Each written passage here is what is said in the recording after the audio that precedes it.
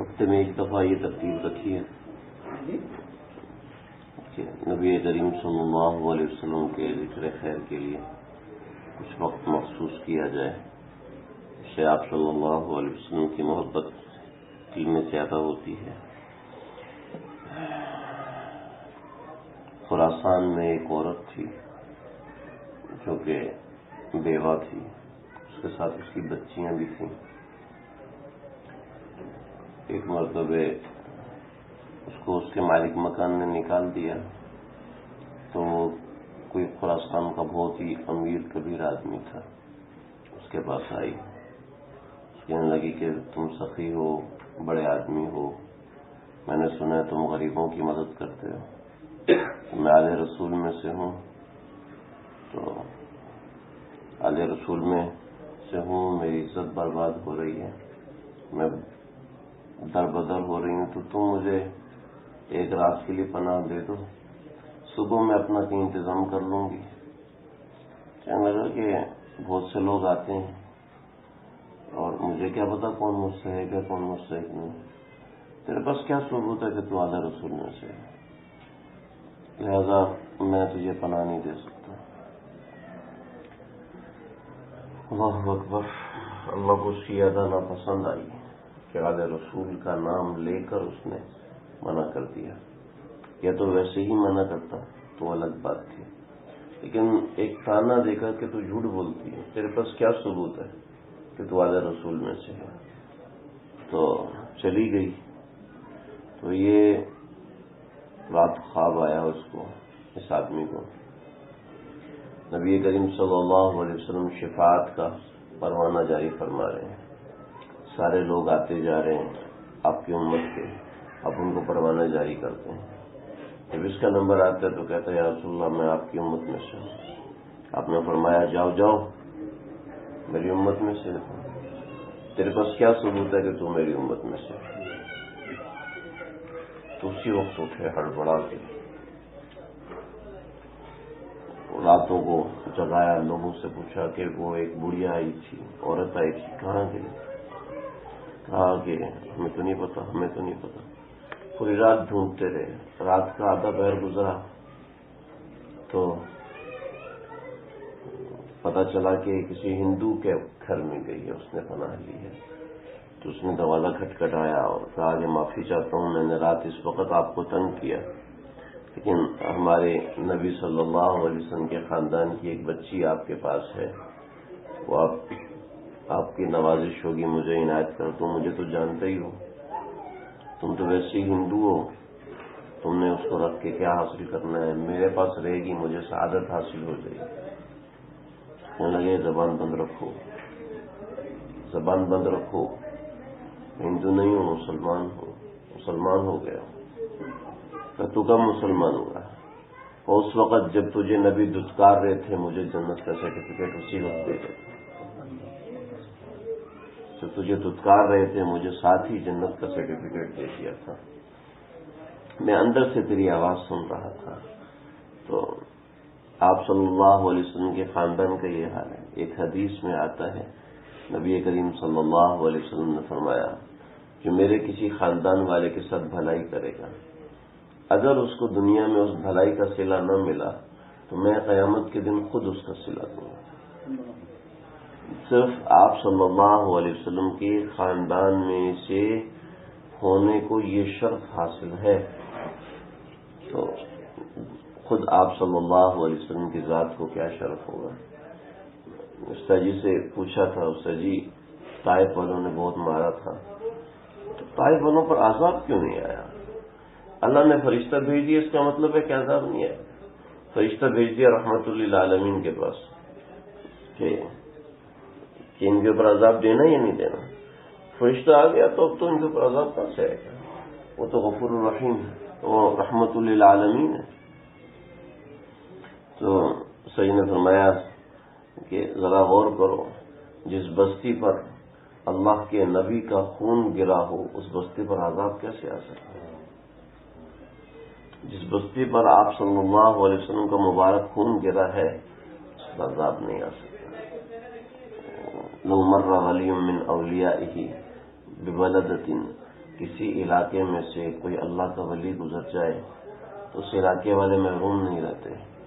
تو جس جگہ پہ نبی کریم صلی اللہ علیہ وسلم کا خون گرا ہوا ہے تو وہ علاقہ کیسے محروم ہوگا؟ چنانچہ اثر ظاہر ہوا، محمد بن قاسم وہیں سے نکلا اور ہم تک کلمہ پہنچایا. طائف کا تھا محمد بن قاسم، اور طائف سے نکلا اور ہم تک کلمہ پہنچا کے گیا، ملتان تک کلمہ پہنچا کر گیا محمد بن قاسم. میں نے وہ مسجد دیکھی ہے، ڈھابے جی ہے نا، یہ ہے دیبل جی، دیبل جی سے بنا ہے. دیبل جو ہے اس وقت بندرگاہ تھی، یہاں پر اس کا راجہ دہل سے مقابلہ ہوا تھا. راجہ دہل سے نہیں، راجہ دہل سے تو ملتان میں ہوا تھا. تو یہاں پر وہ اترا تھا 17 برس کا.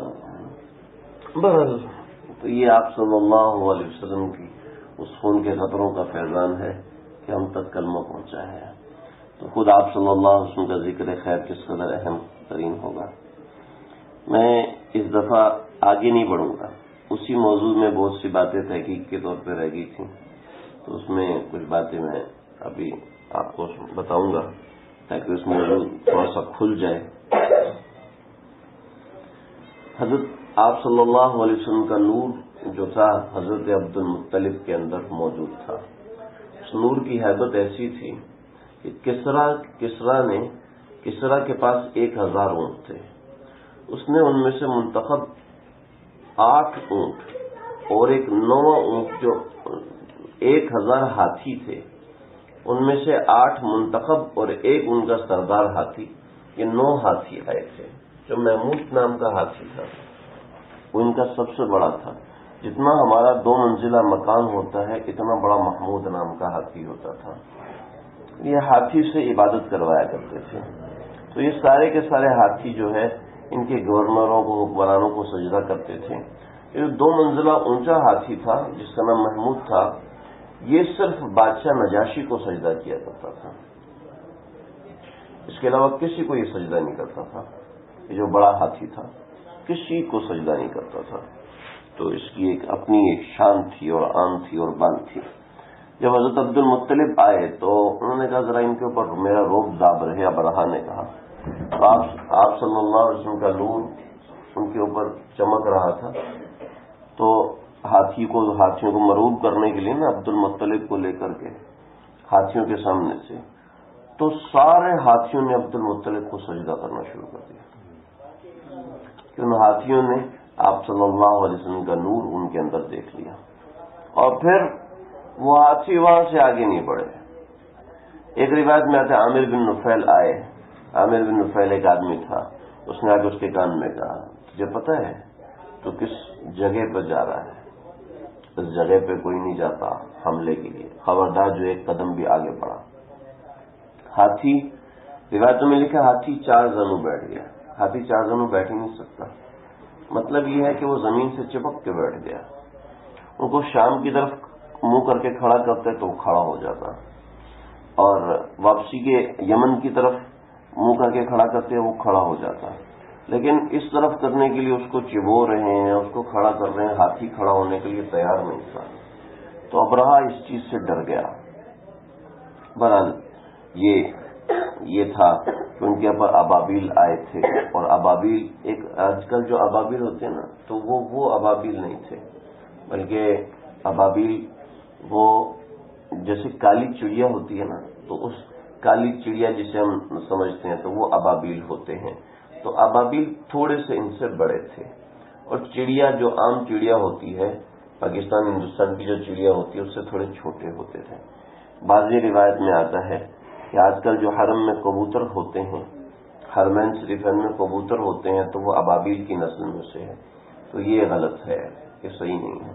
بلکہ آپ صلی اللہ علیہ وسلم نے غار ثور میں پناہ لی تھی، تو اس غار ثور کے سامنے مکڑی نے جالا تنا، اس کے اوپر کبوتر نے انڈے دیے.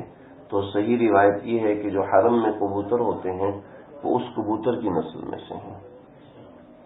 یعنی جس کبوتر کی نسبت نبی صلی اللہ علیہ وسلم کی طرف ہوگی، اللہ نے اس کی نسل کو بھی محفوظ رکھ دیا. تو جس نبی کی نسل کا یہ حال ہو تو اس کا کیا معاملہ ہوگا. بہرحال تھوڑا سا آگے بڑھیں. آپ صلی اللہ علیہ وسلم کی پیدائش کا وقت قریب آیا تو حضرت آمنہ کو درد ہونا شروع ہوا. جب یہ درد ہونا شروع ہوا فرماتی ہیں کہ میں نے بنی عبد مناف جیسی لمبی لمبی عورتوں کو دیکھا. انہوں نے آ کے مجھے بٹھایا اور مجھے ایک سفید رنگ کا شربت پلایا. سفید شربت اتنا میٹھا تھا کہ شہد بھی اس سے کم میٹھا ہوتا ہے جتنا زیادہ وہ میٹھا تھا. شہد کوئی کھاتا ہے؟ عموماً بہت کم لوگ کھاتے ہیں نا. پاکستان ہندوستان میں تو بہت کم لوگ کھاتے ہیں.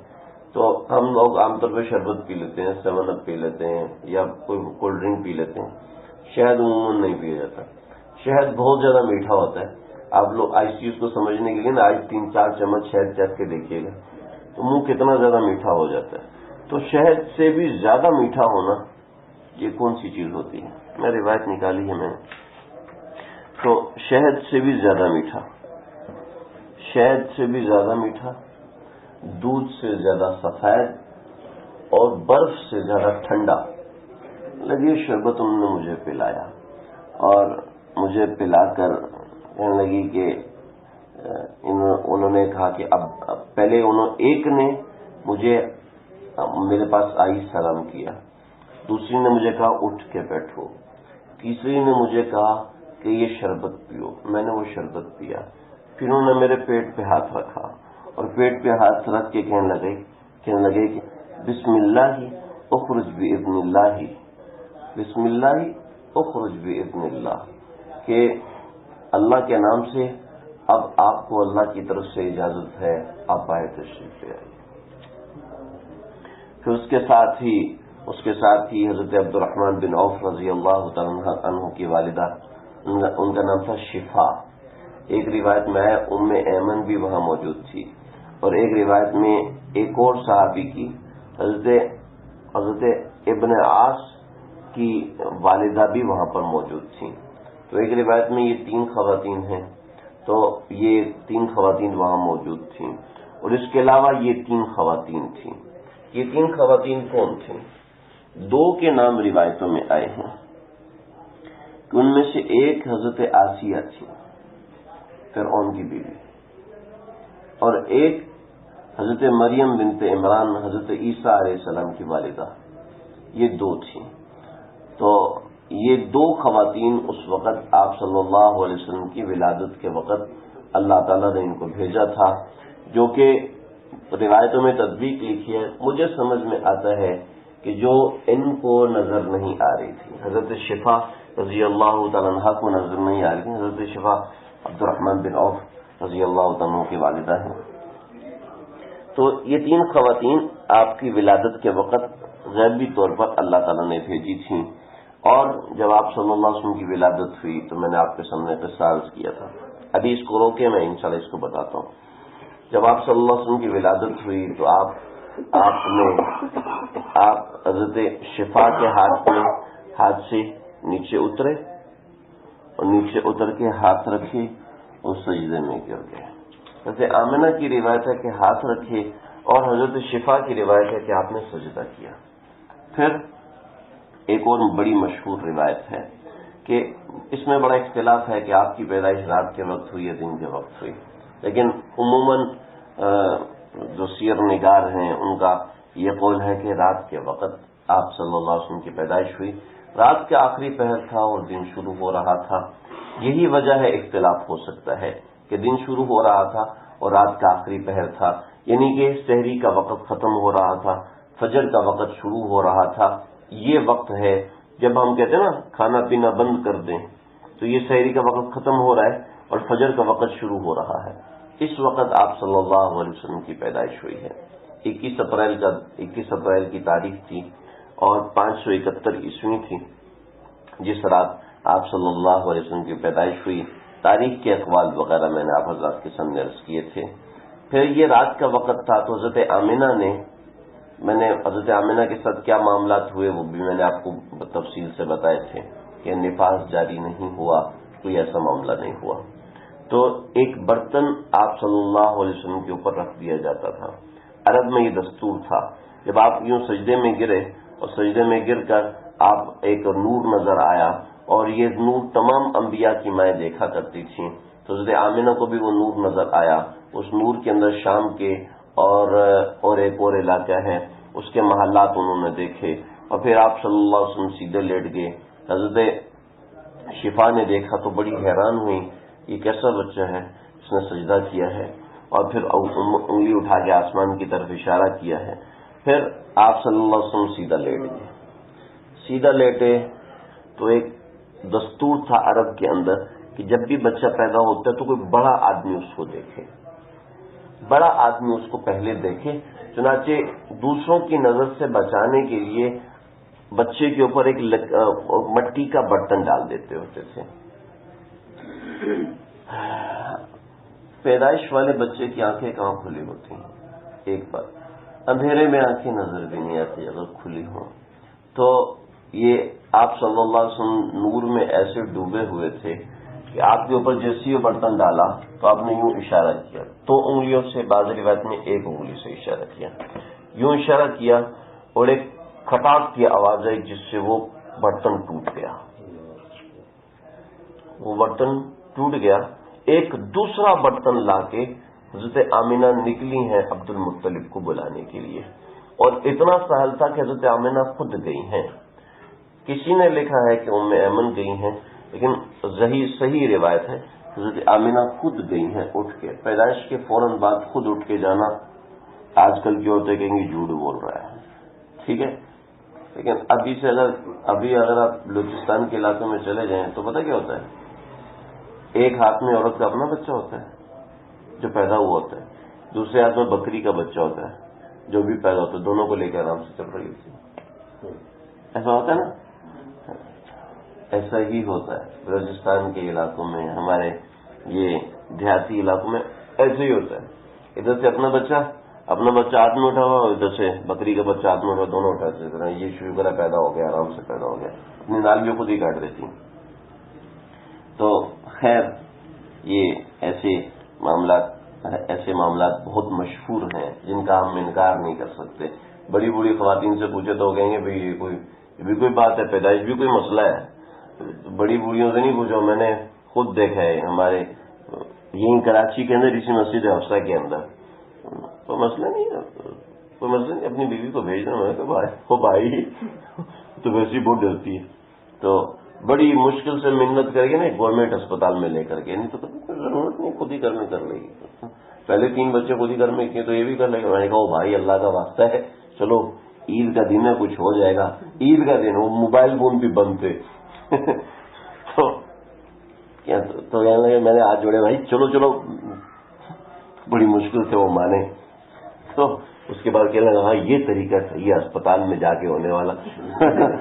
تو یہاں بھی ایسے لوگ ہیں، میں آپ کو نام بتاؤں گا تو وہ بچارے ناراض ہو جائیں گے. حضرت عثمان بن عاص کی والدہ تھیں، حضرت عبد الرحمن بن عوف کی والدہ تھیں. انہوں نے یہ منظر اپنی آنکھوں سے دیکھا. خود فرماتی ہیں جب اسلام قبول کیا میں آپ صلی اللہ علیہ وسلم کی پیدائش میں موجود تھی. میں حیران تھی اس بچے کو کیا ہوا کہ اشارہ کرتا ہے اور وہ ٹوٹ جاتا ہے. ایک بڑے مشہور آدمی ہیں، ایاس نام ہے ان کا. ایاس قوت حافظہ میں عرب میں پورا بڑا مشہور تھا. تو ایاس نے بتایا کہ جس رات آپ صلی اللہ علیہ وسلم کی پیدائش ہوئی تو وہ لکڑی آپ کے اوپر، وہ برتن آپ کے اوپر دیا گیا، تو وہ برتن اتنی زور سے 2 مرتبہ ٹوٹا کہ ہمیں آج تک اس کی آواز بہت اچھی طرح یاد ہے، بہت اچھی طرح یاد ہے. ابھی اس کو ایک طرف رکھیں، اس طرف آئے. وہ 2 خواتین، حضرت مریم جو حضرت عیسیٰ کی والدہ ہیں، اور حضرت آسیہ.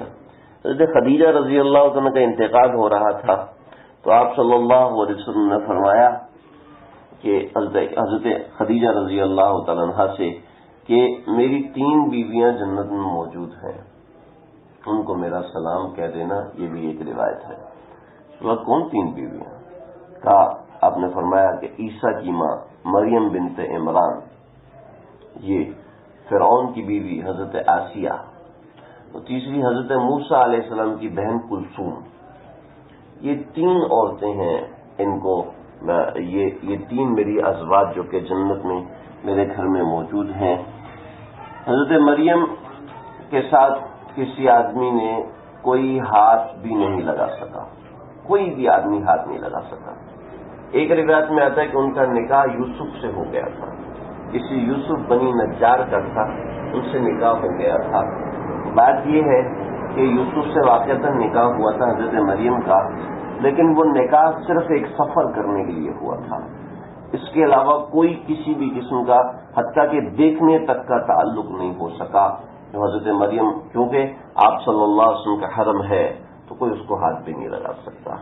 چنانچہ وہ نکاح ہوا اور وہ نکاح پھر ختم ہو گیا. حضرت مریم کا ایک شرعی سفر تھا جو کہ مرد کے بغیر نہیں ہو سکتا تھا.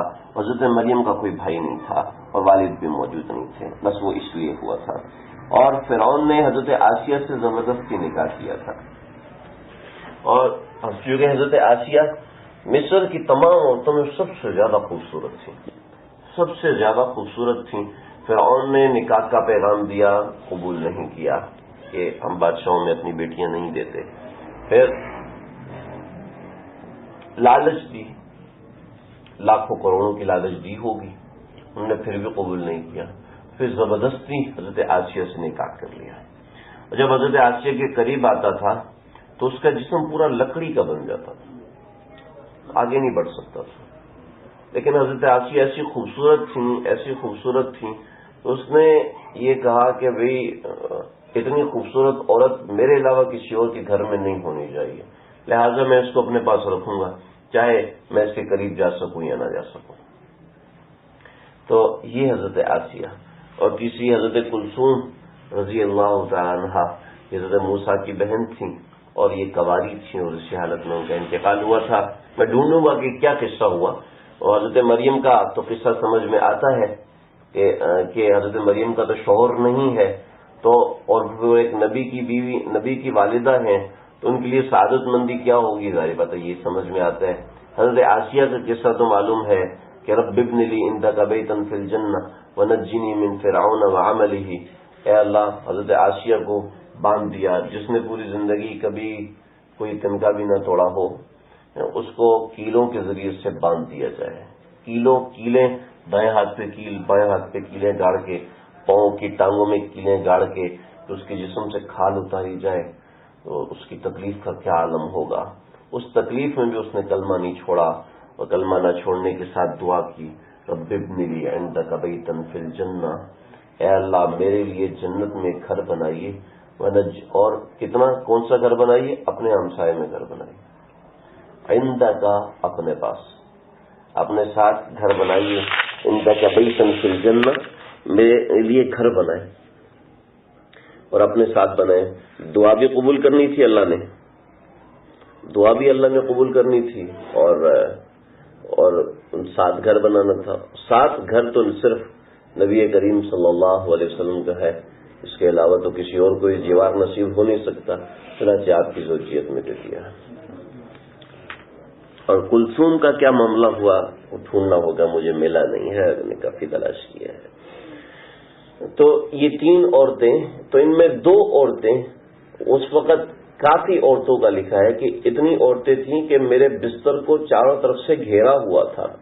لیکن ان 2 کا ذکر روایتوں میں آیا کہ ایک ان میں حضرت مریم تھیں, مریم بنت عمران, اور ایک حضرت آسیہ تھیں جو کہ دونوں آپ کے ازواج ہیں. تیسرا کلثوم کا ذکر نہیں آیا. پھر آپ صلی اللہ علیہ وسلم کو حضرت خدیجہ نے دعا دی کہ ٹھیک ہے, میں ان سے جا کے ملوں گی, اللہ تعالیٰ آپ کو ان کے ساتھ راضی اور خوش و خرم رکھے. اس کے بعد حضرت خدیجہ کا انتقال ہوا. تو یہ تو یہاں تک کا قصہ ہو گیا.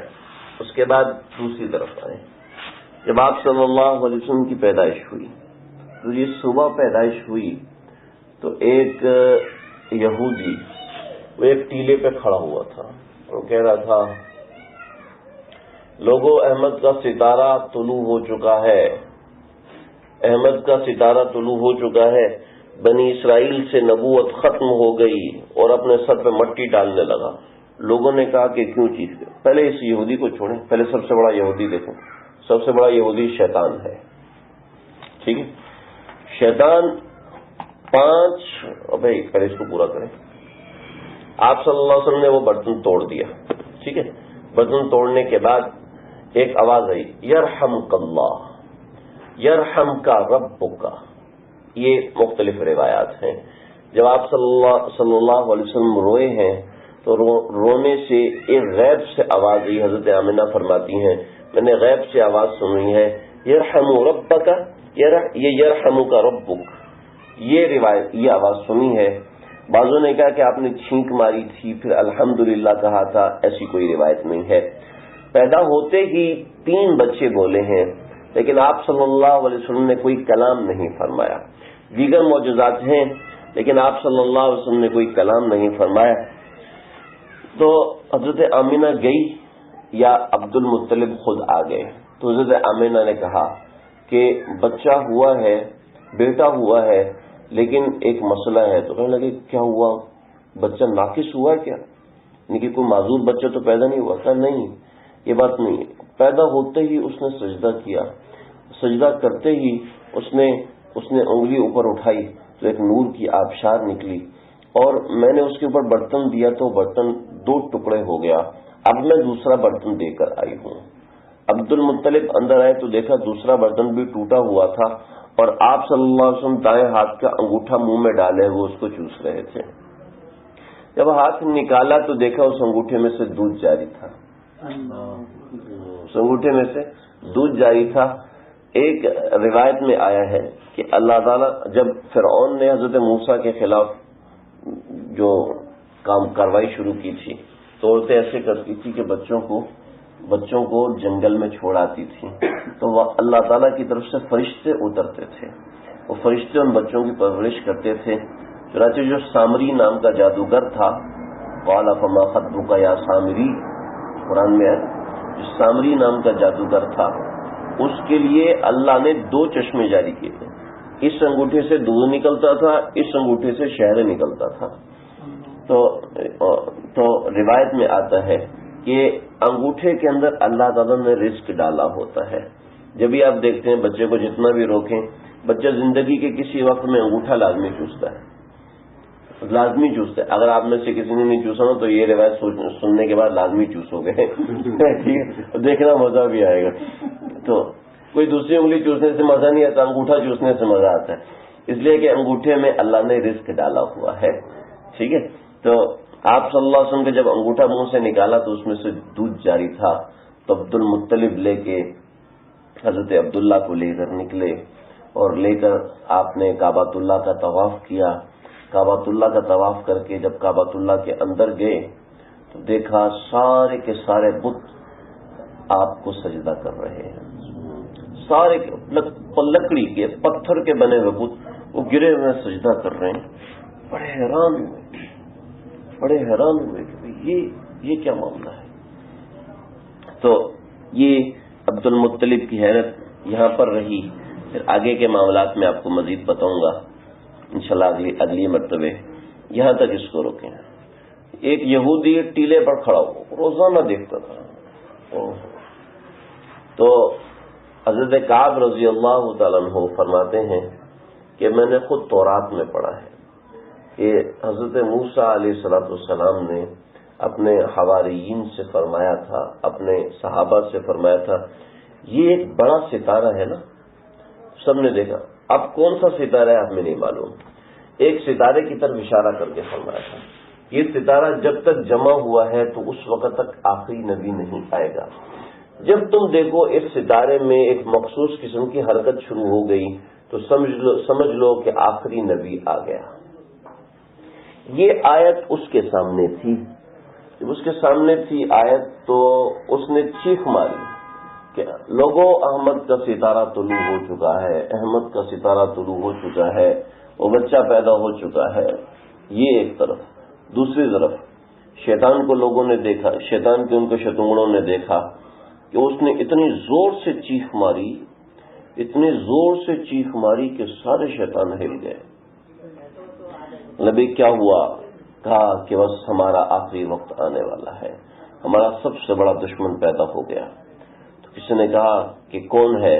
کہا کہ آج مکہ کی زمین پر آپ صلی اللہ علیہ وسلم کی پیدائش ہوئی ہے. اس کو ایک بڑے سے تونڑے نے کہا کہ تو پھر جا کے ان کو ہلاک کر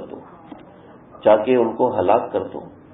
کہنے لگا کہ میں جاتا ہوں. چنانچہ شیطان اپنے مقام سے اڑا، سمندر سے اڑا اور اڑ کے اس طرف آیا. آپ صلی اللہ علیہ وسلم کے قریب پہنچا تو جبریل درمیان میں حائل ہو گئے کہ جبریل نے تلوار لگائی تو ان کا وار خالی گیا. شیطان وہیں سے واپس نکل آیا. کہنے لگے کہ اس کی حفاظت پہ فرشتے ہیں، ہم اس کو کچھ نہیں کر سکتے. ایک روایت. دوسری روایت، پہلے جو شیطان تھا وہ اللہ کے دربار سے راندہ درگاہ ہو چکا تھا، لیکن اللہ کی سلطنت سے نہیں نکالا گیا تھا. چنانچہ وہ آسمانوں پر بھی جاتا تھا اور زمین پر بھی آتا تھا اور آسمانوں کی خبریں بھی لے کر آتا تھا.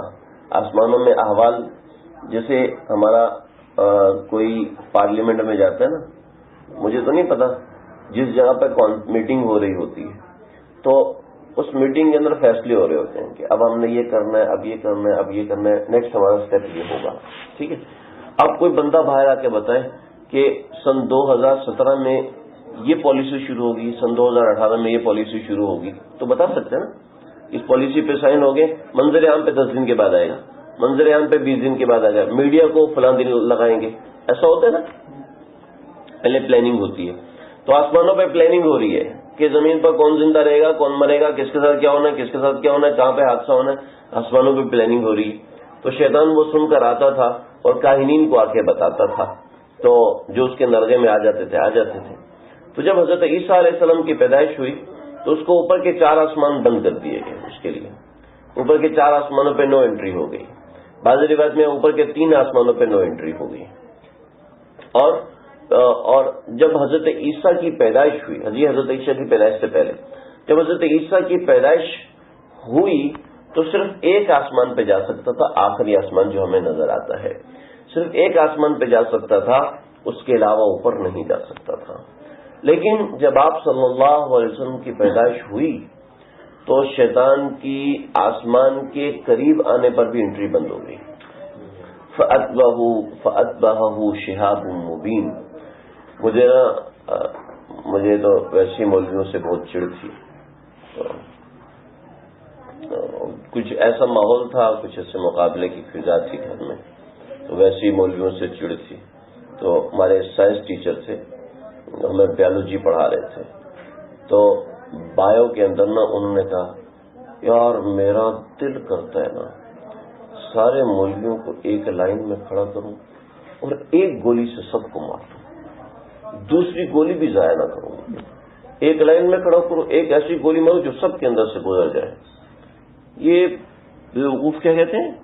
بیوقوف کہتے ہیں کہ شیطان جب اوپر جاتا ہے وہ شہاب الثاقب پڑھا ہے. شہاب الثاقب کی کیا وہ لاجک ہے، تو گپے مارتے مارتے بیولوجی سے کبھی فزکس میں چلے جاتے تھے، جس کے پاس علم زیادہ ہوتا ہے نا اور اس کو وہ اظہار کرنے کا شوق ہوتا ہے، تو کبھی بیولوجی پہ جاتے، کبھی فزکس پہ جاتے تھے، کبھی کیمسٹری پہ جاتے تھے.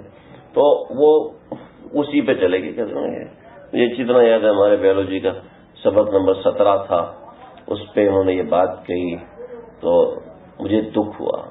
میں نے کہا یہ تو صحیح نہیں ہے، تو غلط بات ہے. میرے بھائی چونکہ عالم بن رہے تھے تو مجھے اس کی وجہ سے بھی ہوا، تو مجھے اس وجہ سے وہ بات پکی یاد ہے کہ یہ کہتے ہیں کہ جب شیطان اوپر جاتا ہے نا، جب شیطان اوپر جاتا ہے تو شیطان اوپر جا کے تو اللہ اس کو قریب نہیں آنے تو اس کے پیچھے ایک ستارہ لگتا ہے تو وہ شہاب الثاقب بن جاتا ہے. یہ ہوتا ہے. اللہ معاف فرمائے، اللہ معاف فرمائے. مجھے بڑا ہوا، میں جب مدرسے میں زبردستی کر کے آیا کسی بھی طریقے سے، تو دھکے دھکے کھا کے آیا ابا اماں کے، تو میں نے سب سے پہلے اس چیز کو ڈھونڈا تو مجھے قرآن میں ملا، حدیث میں نہیں قرآن میں ملا کہ جب شیطان آسمان کے قریب ہے تو فَأَتْبَعَهُ شِهَابٌ مُبِينٌ، اس کے پیچھے ایک شہاب الثاقب لگ جاتا ہے. وَالسَّمَاءِ وَالطَّارِقِ وَمَا أَدْرَاكَ مَا الطَّارِقُ النَّجْمُ الثَّاقِبُ إِن كُلُّ نَفْسٍ لَمَّا عَلَيْهَا حَافِظٌ. حافظ تو سمجھتے نا، حفاظت کرنے والا. تو قرآن میں 2 جگہ پہ لکھا ہوا ہے. یہ کیسی سائنس ٹیچری ہے کہ اتنا بھی نہیں پتا، اتنا بھی نہیں پتا. اس وقت تو ہم الو بن گئے، ہم الو بھی بنے، الو کے پٹھے بھی بنے، لیکن پتہ ہی نہیں تھا. تو جو یہ ہمارے پڑھے لکھے طبقے کا حال ہے. تو آسمان کے قریب بھی شیطان نہیں جا سکتا تھا. انہوں نے پوچھا کہ بھی شیطان سے پوچھا کہ کیا ہوا، تو یہ روایت ہے. اس نے کہا کہ سارے علاقوں کی مٹی لے کر آؤ. سب علاقوں کی مٹی لائے، پھر مکہ کی مٹی لائے.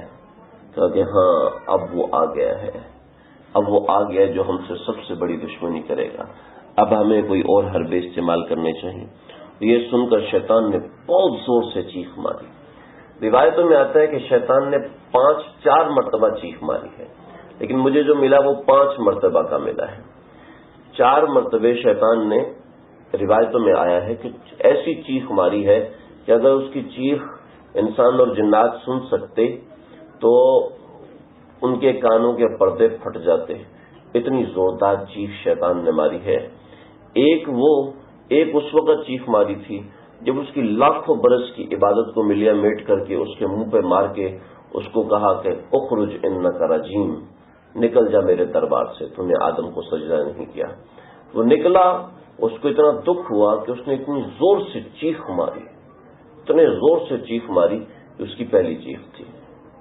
پھر دوسری مرتبہ جب اس کو آسمانوں سے زمینوں پر اتار دیا گیا کہ اب تم یہاں کے باسی نہیں، اب تم زمین کے باسی ہو. تو پہلے بھی یہ زمین پر رہتا تھا، اس کی ترقی ہوتے ہوتے آسمانوں پہ چلا گیا تھا. اب کسی کی ترقی اتنی ہو کہ وہ جی ایم بن جائے اور جی ایم سے اس کو دوبارہ مزدوری پہ لگا دیا جائے تو اس کو کتنا دکھ ہوگا. تو اس شیطان کو اس وقت ایسا دکھ ہوا کہ اس کو زمین پہ اتار دیا گیا کہ اس نے اتنی زور سے چیخ ماری. یہ دوسری چیخ تھی. اور تیسری چیخ اس نے اس وقت ماری جب آپ صلی اللہ علیہ وسلم کی پیدائش ہوئی. اس کا تیسرا بڑا نقصان ہے.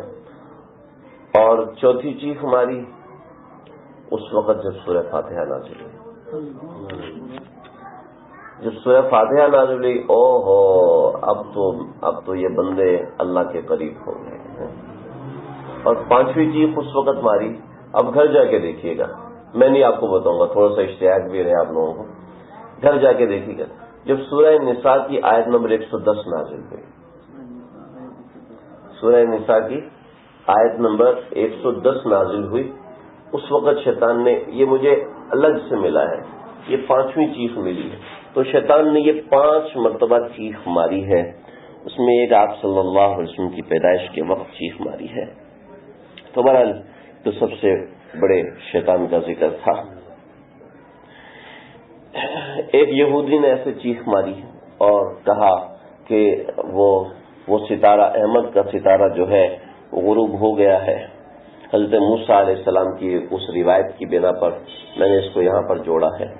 تو یہ یہودی کا ذکر ہے. ایک اور یہودی جو یہی یہودی، اسی کا واقعہ ہے، یہی ہے یا کوئی اور ہے مجھے نام یاد نہیں.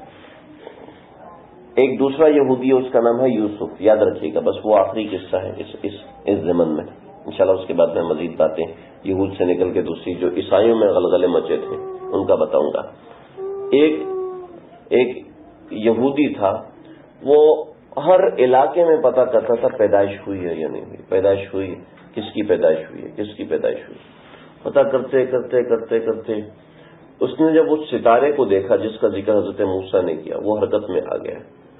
تو وہ آیا مکہ میں اور آ کے کہا کہ کسی کے ہاں اولاد ہوئی ہے، کسی کے ہاں اولاد ہوئی ہے.